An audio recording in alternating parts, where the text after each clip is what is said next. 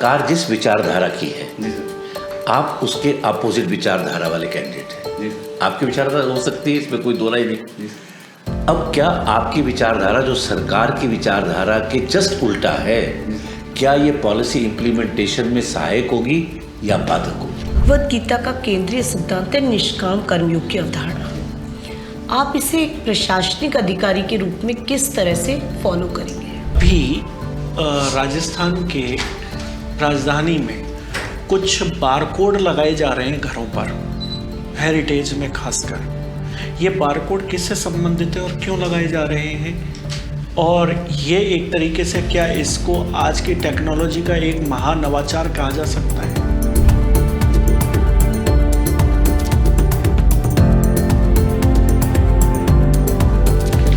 आइए बैठे सर, बैठे बैठे। Thank you. सो कैसे हैं? बढ़िया। गुड। फर्स्ट टाइम दे रहे हैं? मैं सर पिछली बार भी दिया था। कब? 2018। नहीं, उत्कर्ष first में। time। हाँ, फर्स्ट टाइम देखे।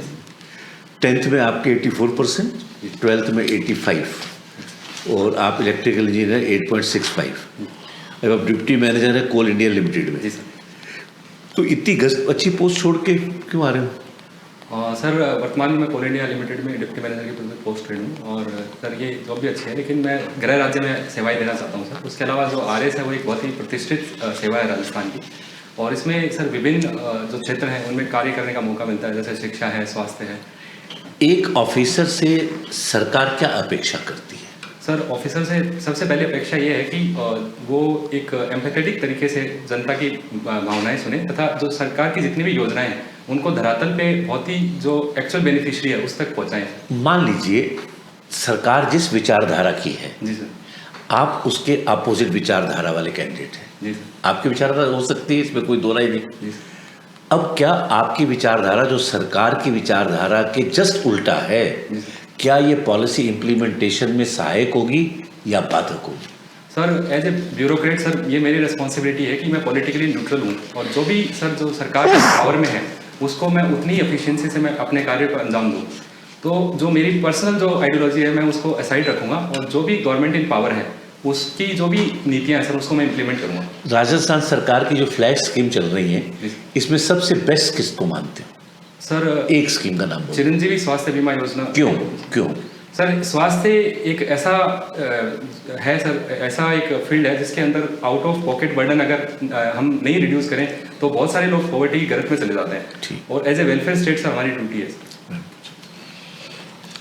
आप कोल माइंस में हैं इंजीनियर। हाँ। भारत में किस तरीके का कोयला ज़्यादा पाया जाता है? भारत में हम बिटुमिनस कोल ज़्यादा पाया जाता है। तो ये क्या अच्छे उत्कृष्ट प्रकार का होता है या मतलब इसका लेवल क्या रहता है कोयले का? सबसे उत्कृष्ट एंथ्रेसाइट रहता है, उसके बाद में बिटुमिनस कोल है, और ये ग्रॉस कैलोरीफिक वैल्यू के हिसाब से इसको क्लासिफाई किया जाता है ग्रेड्स में। कहाँ कहाँ यूज़ होता है कोयला? Ma'am mainly thermal power plants में यूज़ होता है, जिसमें नॉन कॉकिंग टाइप का कोल यूज़ होता है, और उसके अलावा जो स्टील है, फर्टिलाइजर है और सीमेंट इंडस्ट्री है उसमें कॉकिंग टाइप का कोल यूज़ होता है। तो अपन और भी ऊर्जा के स्रोत जो है वो तलाश सकते हैं क्या? जी मैम, जो प्रधानमंत्री हमारे माननीय प्रधानमंत्री के द्वारा जो COP 26 में पंचामृत के माध्यम से घोषणा भी की गई है कि हम नेट जीरो अचीव करेंगे 2070 तक। ठीक है। अब हमारे पास एक टाइडल एनर्जी का बहुत बड़ा सोर्स हो सकता है, क्यों नहीं हम टाइडल एनर्जी को जनरेट कर सकें? मैम भारत की 7500 किलोमीटर की लंबी कोस्ट लाइन है, जिसमें 13 राज्य सम्मिलित हैं, और टाइडल एनर्जी एक अच्छा सोर्स है, लेकिन टाइडल एनर्जी के लिए अभी इंफ्रास्ट्रक्चर क्रिएट नहीं हुआ है जितना होना चाहिए, और एनर्जी को हार्नेस करने के अभी उतने प्रयत्न नहीं हुए जितने होने चाहिए वहाँ। मतलब क्या ऐसा हम टेक्निक यूज़ करें? इजराइल में तो हो सकती है ऐसी, तो हमारे इंडिया में क्यों नहीं हो सकती ऐसी कोई टेक्निक यूज़ की जिसके थ्रू टाइडल एनर्जी को हम जो है अपनी एनर्जी का स्रोत मान सकें? मैम टाइडल एनर्जी में एक रिलायबिलिटी का इशू आता है।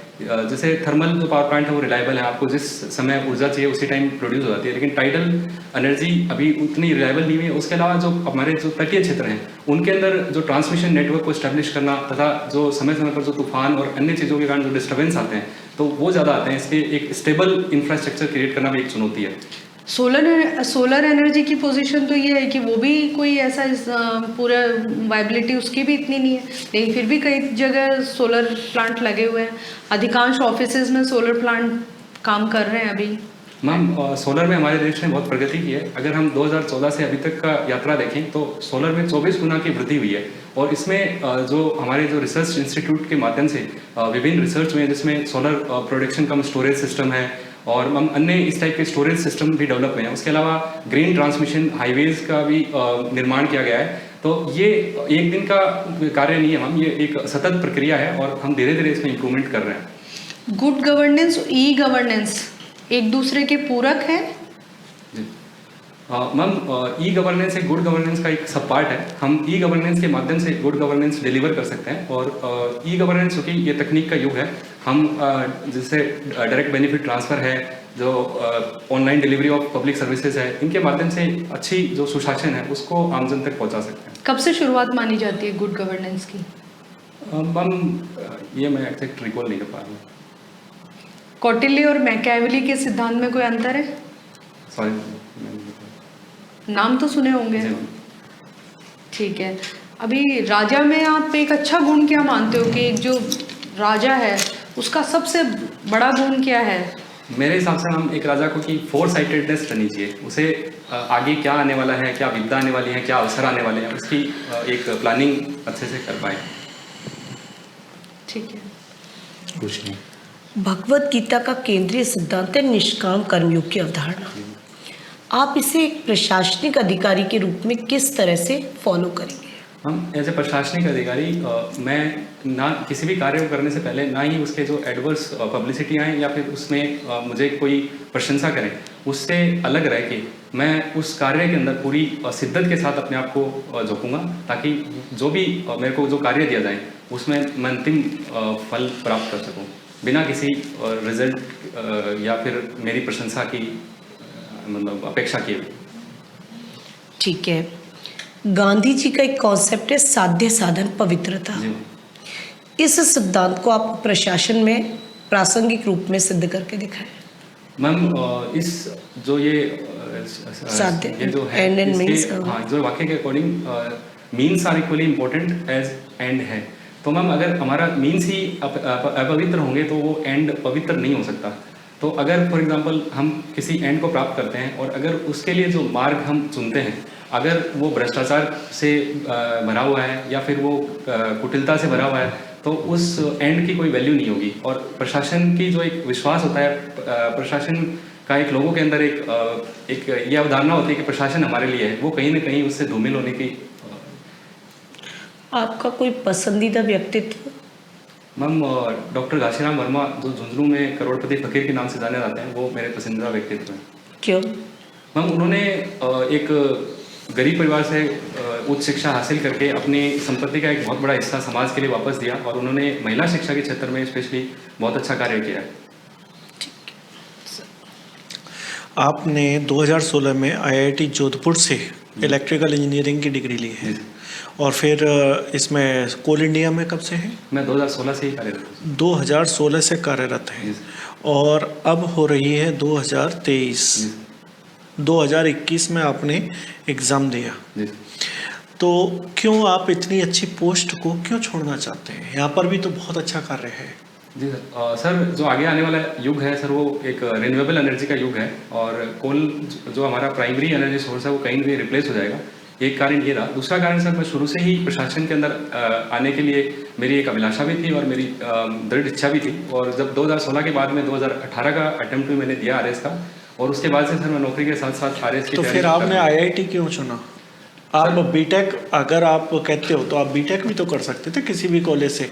आपने, सरकार आपके ऊपर करोड़ों रुपए खर्च करती है, वो करोड़ों रुपए आम जनता के पैसे होते हैं।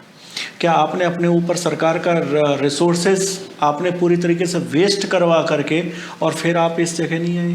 सर मैं माफ़ी चाहूँगा, मैं आपके जो जो कमेंट है सर उससे मैं एग्री नहीं करता, क्योंकि सर सरकार जो वेलफेयर स्टेट है सर उसकी रिस्पॉन्सिबिलिटी है कि शिक्षा स्वास्थ्य अपने नागरिकों को उपलब्ध कराएं।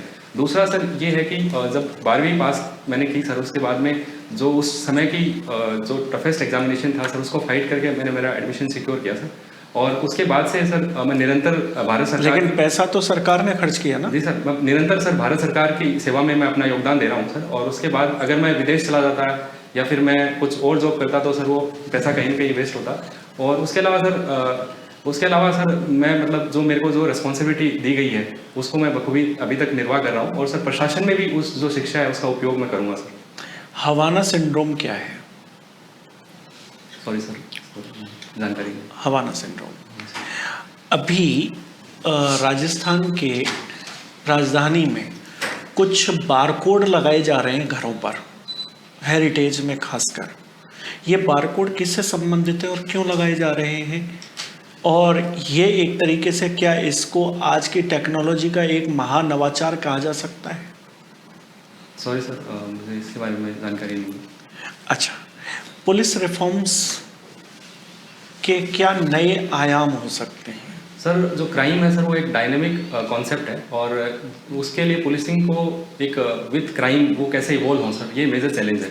जैसे आज साइबर क्राइम है, उसके डिफरेंट फॉर्म्स इवॉल्व हो रहे हैं, और उसके अलावा महिलाओं के प्रति जो क्राइम है, जो वीकर सेक्शन ऑफ सोसाइटी हैं जैसे चिल्ड्रन हैं, ओल्ड एज हैं, उनसे रिलेटेड जो क्राइम है वो भी इवॉल्व हो रहे हैं।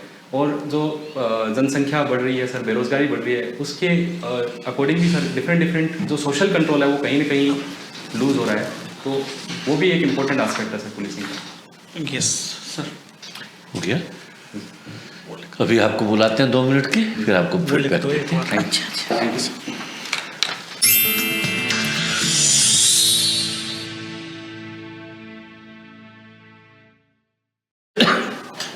आ जाओ।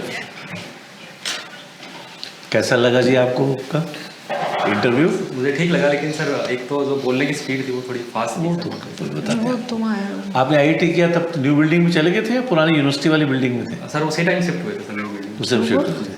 पुरानी में आप हमारे किराएदार थे। जी सर। मैं जोधपुर यूनिवर्सिटी से। हाँ सुराना सर जो सुराना सोशियोलॉजी साहब। है वो बोलो। मैं उनका एक कोर्स किया था सुराना साहब एएमआरसी में जो थे। सोशियोलॉजी में जो थे। अभी अच्छा, सोशियोलॉजी वाले सुराना साहब, उनको कैसे आप पुष्पेंद्र जी जी सर, उनको कैसे जानते हैं? वो उनका एक कोर्स मैंने लिया था सर, वो हमारे कॉलेज में। अच्छा अच्छा अच्छा अच्छा अच्छा, तो वो काफ़ी पहले रिटायर हो गए थे। जी जी। मैं तो साइकोलॉजी का स्टूडेंट हूँ। आपको आज बोर्ड ने 75 नंबर दिया बेटा, जो बहुत अच्छे नंबर हैं। Thank you. आपके आंसर आईआईटी टाइप थे, concept clear, to the point, जो नहीं मालूम है सॉरी। ये आपकी पर्सनैलिटी का टेस्ट है। बोर्ड आपकी ईमानदारी को अप्रिशिएट करेगा, ना कि ब्लफिंग को। और आपने कहीं भी ब्लफ करने की कोशिश नहीं किया है। और वो जो सवाल था कि आपने पैसा वेस्ट किया, ये बहुत अच्छा आंसर था कि मैं बाहर थोड़ी गया हूँ साहब, बहुत बढ़िया आंसर है।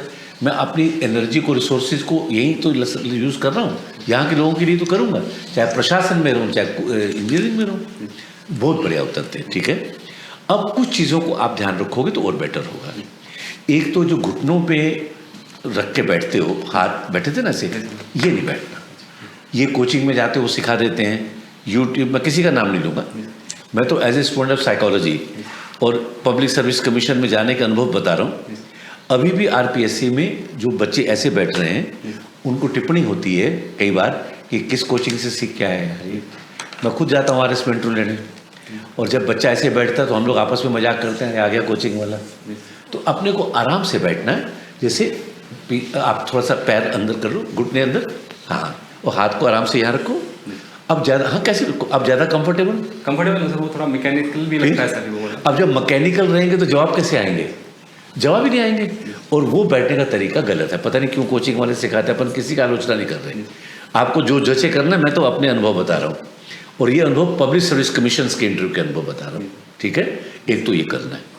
दूसरा, आप डेट अभी आई नहीं आपकी? डेट 17 आ गई, क्या बात है, तब तो आप 100% सिलेक्टेड हो। Thank you. अभी कहाँ पोस्टेड हो? मेरी नागपुर पोस्टिंग। नागपुर, वहाँ से आए इंटरव्यू लेने? जी सर। क्या बात है। रहने वाले कहाँ के? मैं झुंझुनू के। अब आपको कुछ नहीं करना, अच्छी नींद लो ताकि ब्रेन को रेस्ट मिले।